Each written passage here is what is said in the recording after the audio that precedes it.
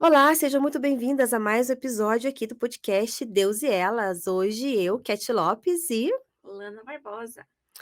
que bom ter a sua companhia. E hoje nós vamos falar sobre um assunto que eu não sei mais se está na moda: maternidade. E antes de nós iniciarmos o nosso bate-papo, eu quero trazer uma frase da escritora Tatiana Schulze. E ela diz assim: somos bombardeadas por pensamentos, conceitos e ideias que diferem o tempo todo da verdade expressa na palavra de Deus. Temos a opção de permitir que mentiras criem raízes em nossa alma ou impedir que se firmem em nós. E é isso, é sobre isso que nós vamos conversar hoje. A Lana e eu estávamos conversando antes da gente iniciar a gravação. E existe muito conteúdo na internet, existe muita coisa sobre maternidade nos dias de hoje. Existem muitas coisas que culturalmente nós como cristãos, já colocamos dentro da nossa vida. E a gente pedia para Deus, né, inspira-nos, para levar a tua verdade, para esclarecer coisas que são mentiras do mundo, que não cabem para a nossa vida como cristãs. E o nosso bate-papo hoje ele vai gerar mais ou menos em torno disso. A gente vai tentar aqui nos nossos 20 minutinhos, passear entre aquelas que desejam engravidar até aquelas que já são mamães já de longa data, né, que os seus bebês já deram neto já, mas continuam bebês, porque serão eternamente bebês. Lana acho que está nessa, não vou dizer nessa fase, mas ela ainda não é mãe, É. e Não, tem sonhos aí, né, pra daqui a um tempinho. e eu, aquelas que nos acompanham sabe, né, tenho Vitor de 8 anos, meu filhão, meu milagre do Senhor, e então a gente vai conversar um pouquinho sobre isso.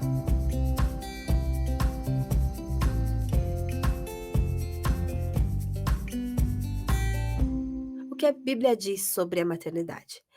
A Bíblia traz diversas referências de mães ao longo de toda a Bíblia, eh, e a gente percebe, né, é nítido que a maternidade ela é uma bênção. Ela nunca é colocada como um fardo. A gente percebe ainda quando nós olhamos para o Velho Testamento, nós já conversamos isso em outros episódios, né, quando nós trouxemos referências de mães, que culturalmente a mulher que não gerava filhos, ela era até discriminada pela sociedade, né. Praticamente não era uma mulher, né. É. E ao longo dos anos tudo isso foi mudando. Nós já passeamos aqui sobre diversos assuntos, sobre diversos, pontos onde a mulher está inserida, e eu acho que a maternidade ela nunca fica aquém disso, ela sempre caminha junto, porque é um é eu não vou dizer que é um dos, eu entendo que é o principal papel da mulher, a maternidade. Aí você está me ouvindo: "Mas eu não quero ser mãe". Como assim principal papel? Criticada. Isso, que antiquada. Ah, pois é. Para muitas pessoas aí ao redor do mundo, essa visão não é mais tão aceita dessa forma, é de fato antiquada. Muitas mulheres, elas consideram aí que de fato os filhos são um obstáculo no desenvolvimento, são um obstáculo, na vida profissional, são obstáculo para que elas vivam as suas vidas, né. A vida é minha e eu decido. E, de um outro ponto, nós temos aquelas que simplesmente não querem ter essa responsabilidade de colocar um filho no mundo. "Não, é muita coisa para mim, eu não tenho emocional, não tenho capacidade para isso, isso não é para mim". Outros já dizem assim: "Não, a terra já tem gente demais, não preciso de mais gente. Para que que eu vou colocar um filho no mundo onde é tudo tão sofrido? Ele só vai sofrer mais. Esse mundo, essa geração, eu não vou colocar um filho no mundo para isso". Eh E isso é perceptível, porque ao redor do mundo a taxa de natalidade ela vem caindo, né. Recentemente saiu uma pesquisa que no Brasil hoje nós já somos 40% de idosos. Se antes a gente tinha essa média de 3 filhos por família, já caiu para um ponto alguma coisa, um ponto, né. Um ponto. 1, vamos arredondar. Eh, e isso tem sido, tem sido natural para o mundo. Aqui que a gente chega naquela linha tênue, né, de culturalmente o que o mundo está fazendo e aquilo que é bíblico para nós mulheres. E se vocês nos acompanham, né, em todos os podcasts, todos os episódios, nós já falamos muito aqui sobre propósito, sobre o que Deus quer para minha vida, qual que é o propósito inicial de Deus para nós, qual que é o sonho de Deus para nós, a vontade de Deus para nós. E em tudo isso nós estamos sempre declarando que é a vontade de Deus. E não a minha vontade, porque é o senhorio dele na minha vida. Sendo o Senhor na minha vida, então até o controle de natalidade não nos pertence. Até o controle de formação da minha família não nos pertence. É do Senhor. E ontem eu conversei bastante com outras mães para ver, sentir um pouco, né, como que é essa cultura brasileira, vamos colocar aqui, nessa do nosso país, porque, por exemplo, se nós já vamos para os Estados Unidos, culturalmente lá não, todo mundo tem um monte de filho, né, tem 4 filhos quando vem o quinto, né, então vamos falar aqui nós Brasil. O quanto essa cultura ela está enraizada, o que que mais se fala, o que que a gente busca. E se a gente for puxar aí uma geração, anterior aos nossos filhos, a quando você for ter filho ou, por exemplo, eu e você, nós já fomos criadas de uma outra forma. Vai se formar primeiro, eu quero que a minha filha encontre um homem XYZ, e daí Sim, depois de se estabilizada, então a gente tem uma cultura muito forte que direciona para isso, né. Então assim, eu conquisto e depois eu começo abre aspas, "ter as coisas", né, ou a fazer outras coisas. Justamente porque a gente olha para assim, pra situação, né, e qual que é a situação? A situação não é favorável, mas ela não é favorável só hoje ou ela nunca foi favorável? verdade. E desde novinha, assim, meus pais me criaram para exatamente isso que você falou. Vai, estuda, tenha a sua profissão, não dependa de ninguém, né, porque, tipo assim, não no sentido seja uma pessoa, uma mulher nariz empinado, assim, né, Uhum. mas meus pais sofreram muito quando desde novinhos, assim, né, então os 2 não fizeram faculdade e tal, então eles queriam que eu não passasse pelo que eles passaram. Então, tanto que assim, eu só casei quando me formei, eu casei 6 meses depois de me formar e só não casei 1 mês depois que não deu tempo de organizar o TCC e casamento ao mesmo Eu também tempo. pensava assim, mas eu casei alguns anos É, depois. não, meu pai não deixou não. Mas mesmo assim, desde novinha eu sempre tive assim na cabeça que pra mim, a minha realização como pessoa e como mulher, assim, estaria na minha família. Uhum. Independente de qual profissão eu tivesse, assim, eu sempre tive o sonho de encontrar alguém que eu amasse, casar e ter nossos filhos e viver aquela coisinha, assim, tipo, nos imaginando, assim, idosinhos com os netinhos rodando em volta, sabe, aquela visão bem clássica, bem clichê, no caso.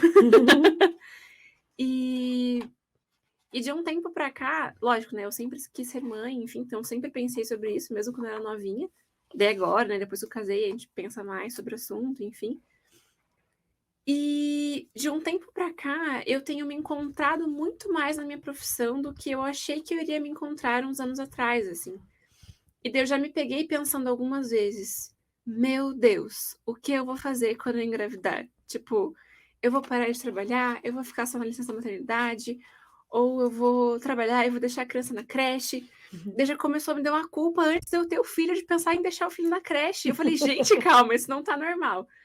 Então, daí é aquela questão de, né, voltar, respirar, tentar ali controlar aquela ansiedadezinha e entender que realmente Deus está no controle das coisas. "Ai, tá, mas isso é resposta para tudo?" Sim, na verdade é. É bem isso. O que que o cotidiano nos tira? O que que o dia a dia nos rouba? Vivermos na dependência de Deus. Vivemos de fato colocando Deus à frente de todas as coisas. Nós nós colocamos a fé de lado, enquanto nós precisamos viver pela fé. E o viver pela fé não é viver de forma irresponsável, mas é a fé estar à frente de qualquer passo que nós vamos dar, porque isso é base bíblica. Se nós olharmos para os exemplos das mães na Bíblia, a gente vai encontrar diversas. E você percebe que não existia nenhum método anticoncepcional, Aham. mas existia controle. Ninguém ficava gerando até a menopausa. Elas tinham aí uns 15 filhos, mas Ou não, tinha as que não tinham, teve as que tiveram sim. 1, teve as que tiveram 2, né, e por aí vai. Só que, nossa, Cat, isso que você está falando é loucura para os dias de hoje, né, como assim? Loucura, será? Ou é porque nós não, de fato, não colocamos a nossa vida diante de Deus para que Ele tenha o controle de todas as coisas. Sabe aquele jargão que a gente escuta na igreja, todo culto? Você precisa entregar tudo para Deus. Sabe aquelas áreas da sua vida que Deus ainda não controla? E a gente fala: "Ah, não, não tem nada, não tem nada, eu controlo, A frase clássica. Deus controla tudo". A gente já pensa naqueles pecados mais obscuros, né? "Ah, não, eu não estou adulterando. Não, eu não estou envolvido com pornografia. Não matei Eu não ninguém, tá matei tudo ninguém, certo. tá tudo certo. Não, Deus está no controle de tudo". Até pegar naquilo que você tem o controle. E quando a gente vem para as coisas do cotidiano, do dia a dia, a gente percebe como nós queremos ter o controle. E esse controle ele vem intrínseco, porque ele está na sociedade. A sociedade ela gira dessa forma. Um exemplo são os muçulmanos. Eles são muito religiosos, se é que eu posso usar essa palavra. Mas o que eu percebo é que isso traz neles muita unidade. Você sabe que todos os muçulmanos, nos determinados horários que eles precisam se virar para Meca, ajoelhar e orar, em qualquer lugar do mundo que eles estejam, no avião, no parque, não importa onde eles vão estar, na reunião, seja lá com quem, eles vão pedir licença, vão parar e vão fazer o que precisa ser feito. E uma das coisas que eles seguem é multiplicar, ter filhos. E você percebe um avanço da religião, não por evangelismo, mas por multiplicação. Se é uma estratégia, não sei, porque eu não estudo, não é o caso aqui, apenas um exemplo, né, de como, assim, eles não permitem, eles são fechados naquilo. O mundo tá acontecendo, tá girando, tá, nossa, tipo, globalizou, e eles permanecem. E nós não vemos esse movimento no cristianismo. Não tô falando que é geral, né, mas agora vamos olhar para nós, indivíduos. Eu vejo esse movimento na minha vida ou eu vou me moldando? Não, eu estou me moldando. Ah, agora culturalmente nós fazemos isso. Isso aqui já é antiquado. Então agora deixa eu começar a praticar isso. Então, essa questão do controle de Deus na minha vida, inclusive na maternidade, está ficando no meu controle e não no de Deus. Enfim, isso aqui é assunto para mais de meia hora de Sim. podcast. Próximo. Não, Mas ai, pode falar. não, pode falar. Mas pensando também nesse contexto, trazendo medo, né. Porque como a gente fala, tem toda essa questão social, a mudança de cultura, então que o filho vai atrasar, que o filho vai limitar, enfim. E até a questão que você comentou ali no começo, né, de: "Ah, o mundo já tá tão ruim, já tem tanto sofrimento e tal". E eu lembro que uma época foi um pouquinho antes de eu casar, assim, eu estava pensando sobre isso, eu falava: "Gente, mas, meu Deus, deve ser muito desafiador, imagina botar uma criança nesse mundo, com tudo isso tá acontecendo, e só Deus sabe como é que vai ser depois, no futuro, se vai ter Uhum, perseguição, enfim, não sei". E daí eu estava pensando sobre isso algumas vezes, assim, estava sendo um pensamento frequente. E aí a gente estava na célula, é uma célula convidada até que a gente foi, enfim, não era nenhuma pessoa que a gente uhum, conhecia, assim, aí o líder falou: "Não tenham medo de ter filhos. Não sei o que está passando na cabeça de vocês, não sei, né, vocês estão conversando sobre isso já antes do casamento, mas não tenham medo. Deus tem um propósito específico para vocês em relação a essa área e não tenham medo". E isso me marcou, assim, até hoje. Eu até falo disso, tipo assim, me arrepia, sabe. Porque eu sempre sonhei em ser mãe, né, como eu falei, e eu lembro que eu falava que eu queria ter 4 filhos. uhum. Aí de um tempo pra cá eu falava: "Não, acho que 3 tá bom". Aí aqui no último ano, assim, acho Eu que tenho um. 2, só pra não ter um, porque eu sou filha única e não quero que meu filho não tenha irmãos. Mas como isso reflete, assim, nos nossos medos, né. E mais uma vez voltando para o centro, tanto a questão do controle quanto a questão do medo, esses 2 pontos só vão ser cuidados no nosso coração realmente quando a gente entregar isso para Deus, né, e deixar Deus não somente controlar no sentido, Deus é controlador e tem que fazer do jeito dele, mas porque ele sabe o que é melhor para nós, Isso, ele é a tem vontade boa e perfeita e agradável, e nós temos que exatamente. confiar Aham. nisso. Então ele não vai me fazer sofrer e passar por algo que eu não precisava passar, sendo que se ele não tivesse um propósito para aquilo, né, então, ele não vai me fazer passar por nenhuma situação da qual eu não estou preparada pela força dele, a qual eu não estou fortificada pelo Espírito Santo dele. Então, realmente essa confiança faz toda a diferença, e quando a gente consegue de fato entregar tudo isso para Deus, a paz dele vai reinar no nosso coração, e acho que isso também é outro sinal de que tá tudo bem, ele tá É, cuidando. se nós pararmos para pensar, por que que Deus tirou o povo do Egito? Ele queria formar uma nação, um povo para chamar dele e para mostrar para o mundo: aqui existe um povo que tem um Deus e que eu cuido. E só que o povo sai do Egito e o Egito não sai deles, né. E você percebe como isso é cíclico, né. Claro, a gente tem toda a influência do pecado, toda a influência de mundo espiritual, e nós não podemos negligenciar isso, porque isso exige mais uma coisa que o cotidiano, o dia a dia tem nos roubado, a visão do reino de Deus, a visão daquilo que é espiritual, e as nossas atitudes influencia tudo isso. Então, ou de fato eu vivo como uma cristã, no sentido de que eu tenho Deus na minha vida e existe sim verdades e princípios estabelecidos, não é isso, Deus controlador.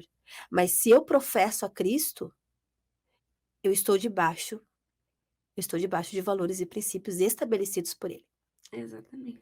E eu preciso viver isso, senão eu estou no morno. E o morno, o que que Deus diz? Vocês sabem. Mas sobre o que você falou, gente, deixa eu já falar aqui, né. Existe um livro chamado Maternidade, Presente ou Fardo, de publicações Pão Diário, escrito pela Tatiane Schulze, e a Lana e eu estamos usando ele hoje como base para muito do que nós estamos conversando. E ela fala já no primeiro capítulo, em uma das primeiras lições, e ela traz o exemplo de Marta e Maria, naquele encontro delas com Jesus.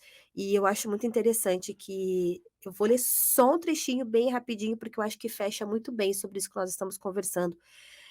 E fala assim: a preocupação nos distrai e nos rouba o momento presente. Antecipa momentos futuros que podem nem vir a acontecer. A própria palavra que descreve essa sensação fala por si: pré-ocupação.